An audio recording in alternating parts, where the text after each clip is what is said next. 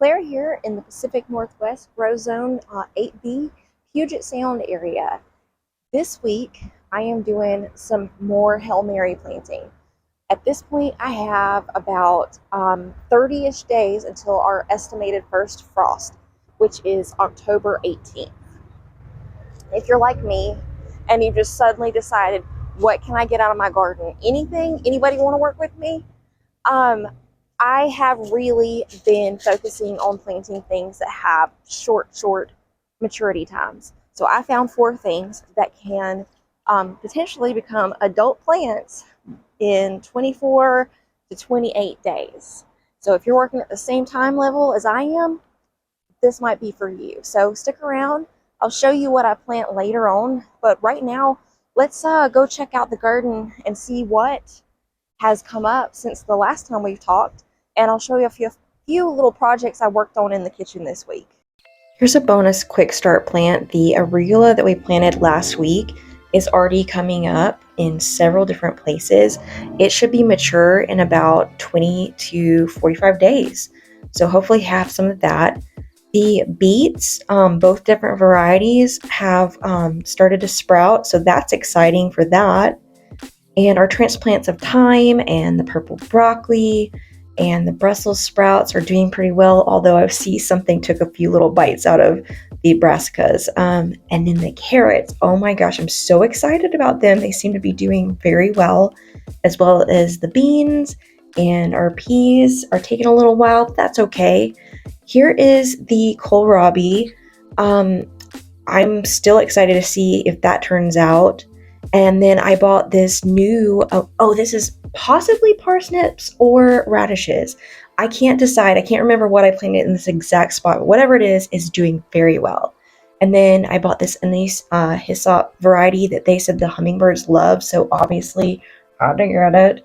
And then we have some more radishes back here, the wasabi. And then the only thing to update up here really is that something decided to bite the good sunflowers I have. So I don't really have much to update up here.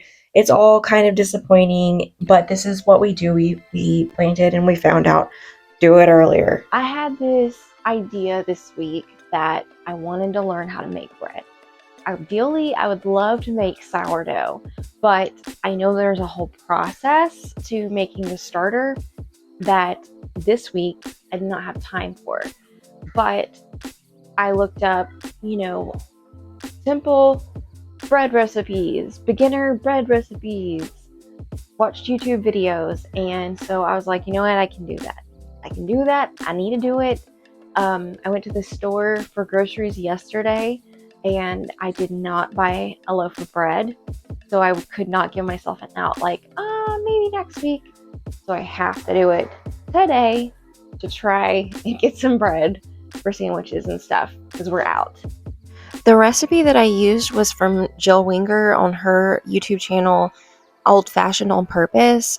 And she also has a cookbook, which I just bought because her instructions were just so clear, even though I didn't quite master it. She said to use 2 teaspoons of active yeast.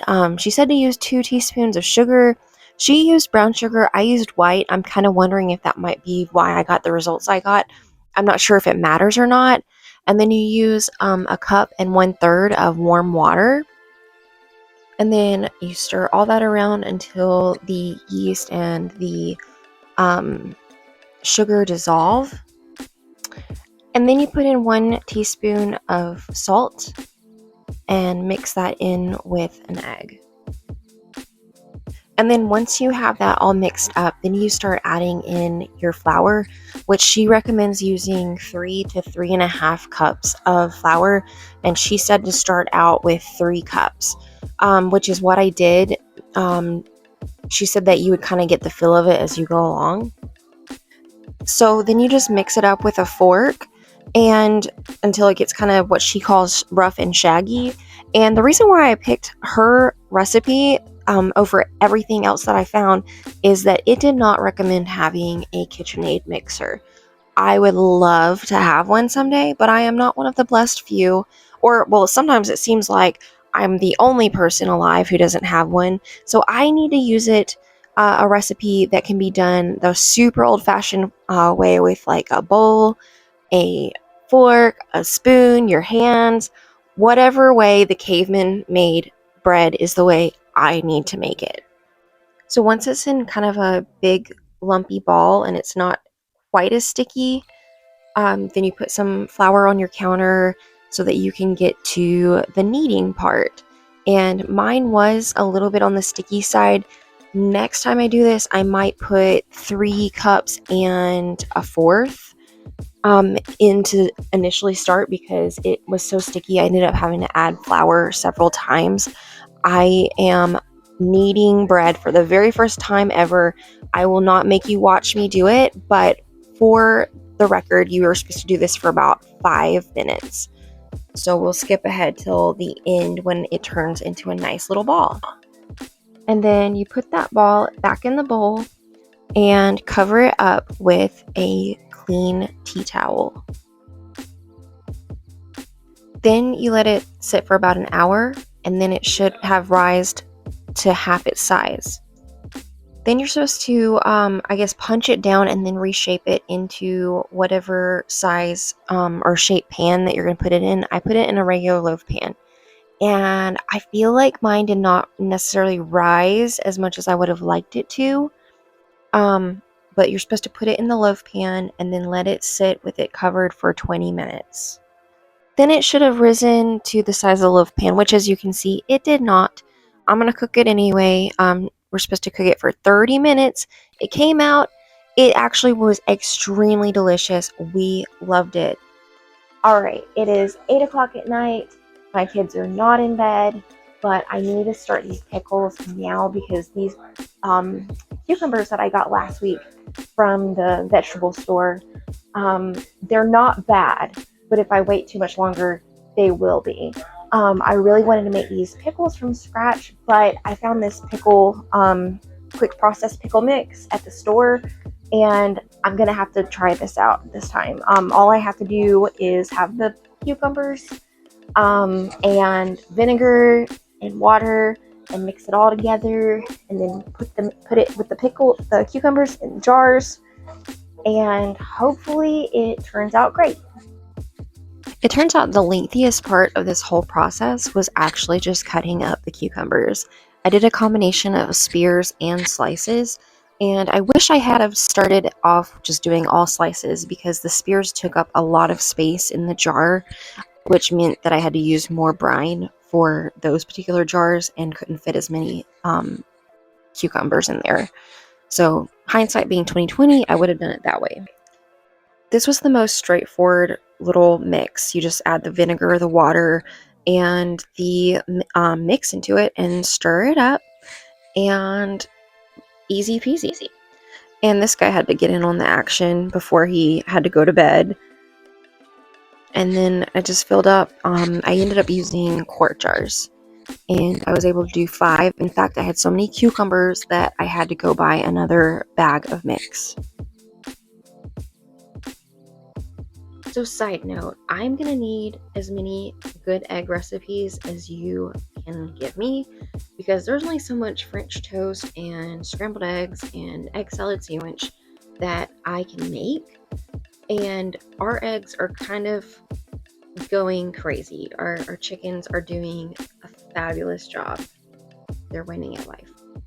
So as promised, here are the 4 seeds that I'm going to plant this today, so that I can get hopefully some new veggies in about 30 days time frame.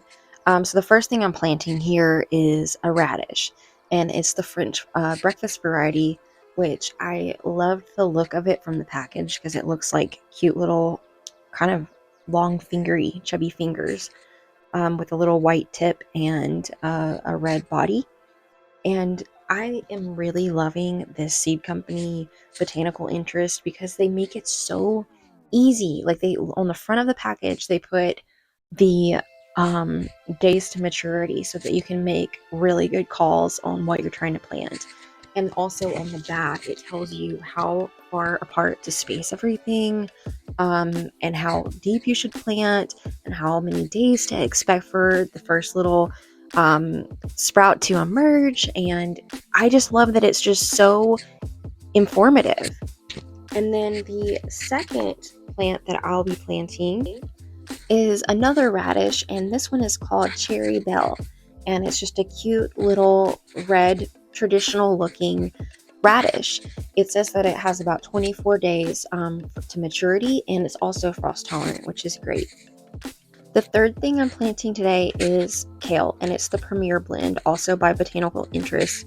It says that it can reach maturity within 25 to 55 days. I'm being optimistic for the lower end of that, but if not, it's also frost tolerant.